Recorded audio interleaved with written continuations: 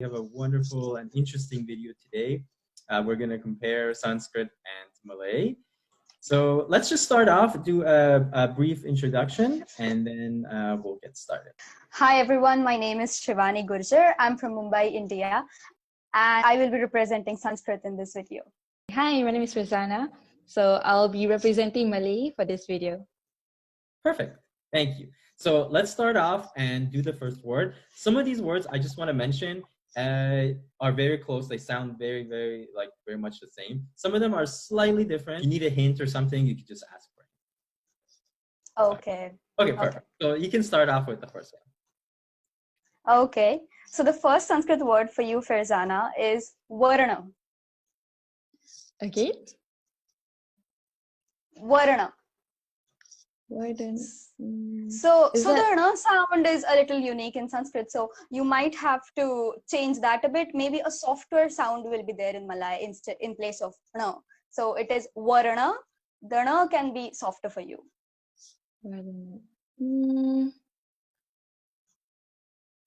Oh, is it color? Yeah, perfect. Yes, that's right. Yeah, that's right. So how do you pronounce it? Is it a little softer? We call it varna. Yeah, varna. Okay. Instead of na is na. The word is rasa. Rasa? Rasa. Okay. So is it like rasa in Sanskrit? Which is interesting because I can think of two meanings here. For rasa, one meaning is juice and the other can be taste. So is it one of these two? Yep, rasa? One of them. Yep. Okay. So in Sanskrit, the word rasa can be used as juice, which is also commonly adopted in other Indian languages right now. And it can also mean taste, which is actually used in Ayurveda to explain different types of tastes when they have written about different types of tastes there. That's how they use it, both for taste as well as for juice. Okay, but in this case, it means taste. Yeah. Okay, makes sense. So the next Sanskrit word is uttara. Can you say that again? Yeah. Uttara. Uttara, like north? Does it mean north? Yeah, that's right. Perfect. Yeah. So actually in Malay we do actually say it as Utara, as in for in the Singapore and Malaysia region. So yeah, when you say it sounds very similar. Yeah, it does. Just a little tweak here and there, but it's pretty similar. So in Sanskrit, it means both the north direction as well as answer. So we use it. If you ask me a question, I'll give you an uttara. So this happens a lot in Sanskrit. I think multiple words in Sanskrit have, a single word in Sanskrit can have multiple meanings. This happens because I think the language is so ancient that it has evolved around a lot with time. Also, a single verb root can give birth to multiple words, I guess. So you mentioned that it's also used for question. So as in question? As in the person who's asking? So how's the context a question, like? Okay. So a question, if I ask you a question, you will give me an answer, right? So I'll say that you're giving me an uttara. You're giving me an uttara. Yeah. Because in Malay I think it's slightly the opposite. So I'm asking a question. So it's like I'm using uttara as in like it means like to ask, like mengutara. Yeah. So wow, okay. it's really fast. That is very interesting. That's interesting, because I always thought that in Malay for like a question, just like to ask a question in Malay, you use soalan, right? Like soalan, which is an Arabic term, right? Yep, we use soalan too. Oh, interesting. So when you mengutar, it's like we use it to raise a question. It's more of a raise a question. Yeah. So like an inquiry. Interesting, interesting. Yeah. So that's related kind of as well. True, true. So the next word is gaja. Okay, gaja. Is it elephant? Yep. Oh, you get it right on the first try. Oh, because I guess this one was very similar. We say it as gaja instead of ga. We use ga, and everything is just the same. Oh, I see. So the next word is karanena. Karanena. It again has that na which we had in varna. Karanena.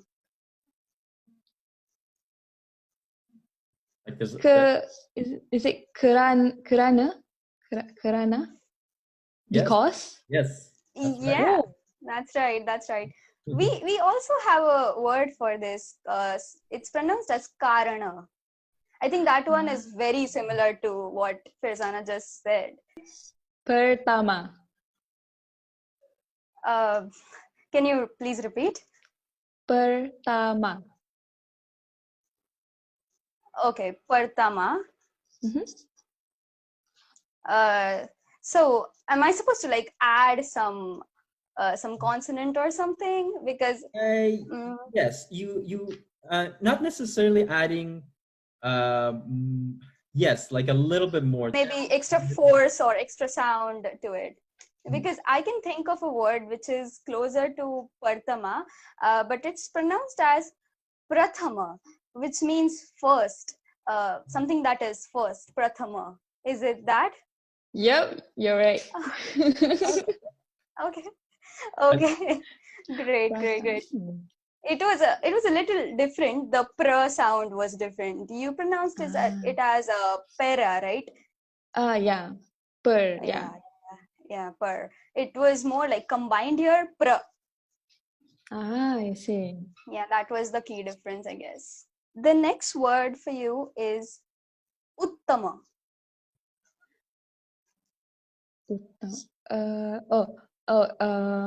Priority? Like mean? Yeah, main you can use it as main. True. So in Sanskrit we mostly use it for use it as a comparative to say that this is something that is best out of the others. So this is like the best one amongst the others, but it can also mean main or principal one, the first in the hierarchy, you can say something like that. Oh, that's pretty similar in Malay. Yeah, we okay. use it in the same way. Yep. Okay. Beza. Beza.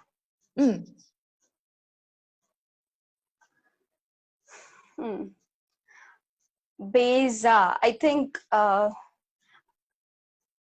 Beza. So is it like one of these two consonants change a little bit? The pronunciation completely changes for one of them? Is it like that? The middle of it is a little bit different. It is different, yeah. Okay. Because I can think of something which starts with bhe for us, not bay, but like bhe, and the z might change to the, which will make it bheda, in a sense that to say difference or something that is different, bheda. Is it that? Yes, that's exactly. Okay. Oh. Can you repeat the word again in Sanskrit? We say it as bheda. Oh, well, the thing is, it sounds more Indonesian. So generally, we might understood that as Beza as well. This is very similar, yeah. Okay. But it means the same, difference. Yep, it does mean the same. I want to mention something about this next word. So this word is basically, it's derived from the same, like it's derived from Sanskrit and used in the Malay language. But the definition is slightly different, and it is one of those words where the definition is relevant and is related, but it's not used exactly the same, at least in the modern. So you can read it now and then see what. Okay, let's see. Yeah, let's see. So the next word is agama. Agama. Religion. Is it religion? Yes, in Malay it is. Okay. That's correct. This makes sense because we don't necessarily use it as religion, but we use it as something that is coming through generations or coming through tradition, something that is coming from your previous generation to you, some knowledge. It can be a knowledge or some tradition that is followed through generations. It's like belief kind of thing. Yeah, you can say that. It is related to spirituality, but maybe not any religion in particular. But yes, close to spirituality for sure. Okay. Whereas, a little different. In Malay, I believe, like when you want to say like someone's religion, you would use agama. You would use the term. Oh, okay. So this word is going to be kind of tough, but just as a hint, because the way it's pronounced in Malay is it's changed. It's a little bit different, but the hint is that it's related to the last word we just read. Kind of. Like, yeah. Okay, so you can read it and then we'll see how she does with it. Okay. Puasa. Puasa? Is that how you said it? Okay. Yep. Puasa.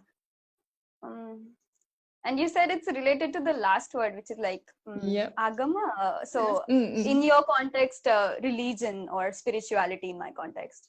More of religion, I would say. More of religion, but okay. Puasa. That's a hint. It relates to religion. Okay. Puasa. So one thing that comes to my mind, if I add u in the beginning, but it's completely different than puasa, but even then, if I add that, it would sound like upavasa, which actually means fasting. And it's also related to religion and traditions, I would say. So is it upavasa, fasting? Yep, you're right. Okay. Oh my god. Okay, it is very, I would say it is a little different though. This the one pronunciation was a little bit more difficult, I find. It was different. Yeah, when you said it had some links to religion, that was a hint, I guess. Yeah, because I figured that would be like helpful, you know. Yeah, it was definitely helpful. I just want to mention one thing, because I know people who comment fasting, yes, it is related to religion, but you know, people who are not religious fast as well. And you know, I know people, they will comment and say like, why did you say that? Yeah. So the next word is akasha. Akash.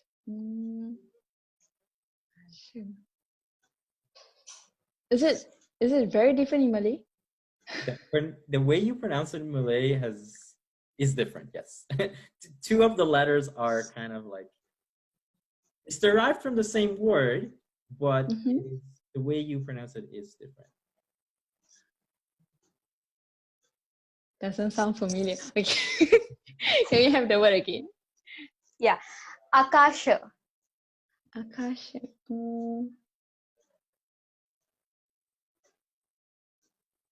Is it? Focus on changing the sh sound to. Yeah, right. Sh might again be a little different or a little softer for you while pronouncing. Oh, I think I know it. Angkasa.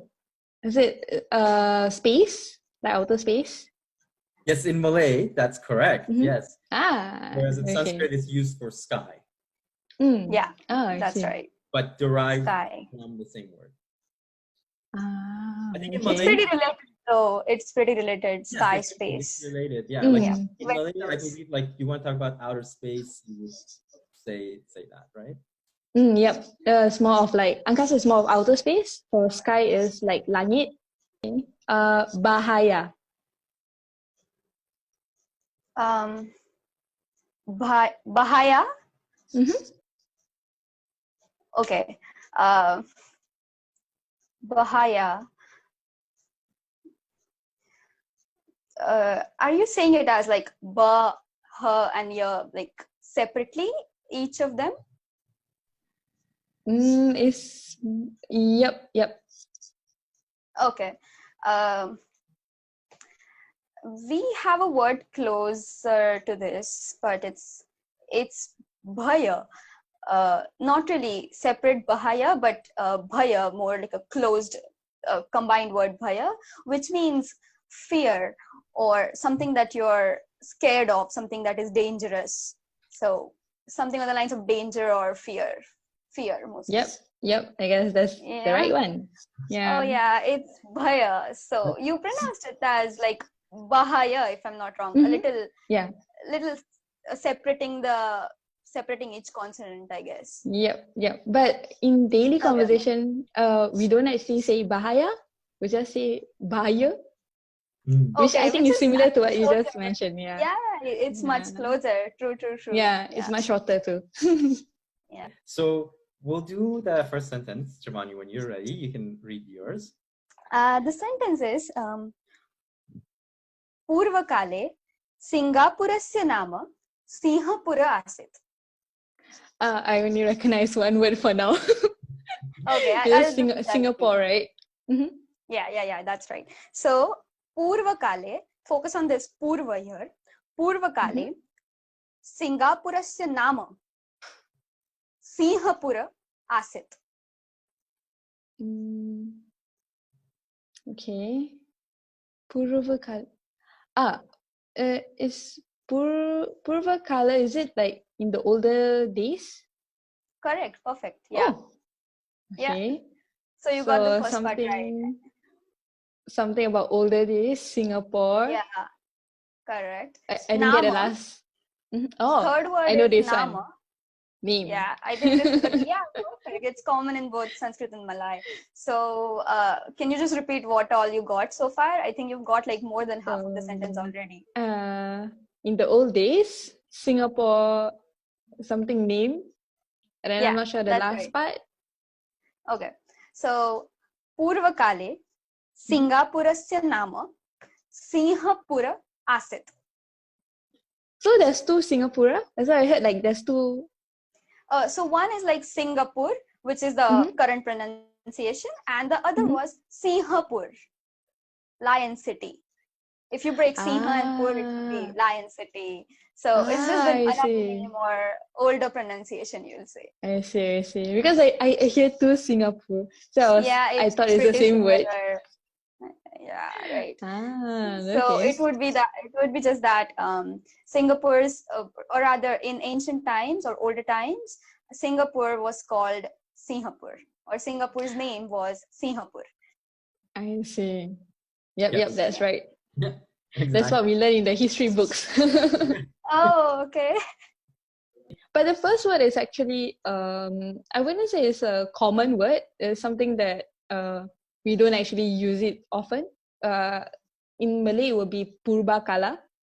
Okay. Is that, it sounds... Yeah, it's pretty similar. So it was Purvakala, but the interesting fact here is that the sound V often changes to B, even in some of the East Indian languages like Bengali or Assamese or Odia. This verse changes to B, and I think that follows as you go towards the east of Asia as well. When you said Purba, and I will say it as Purva. It's the same though. Okay. So now let's do your sentence, Farzana.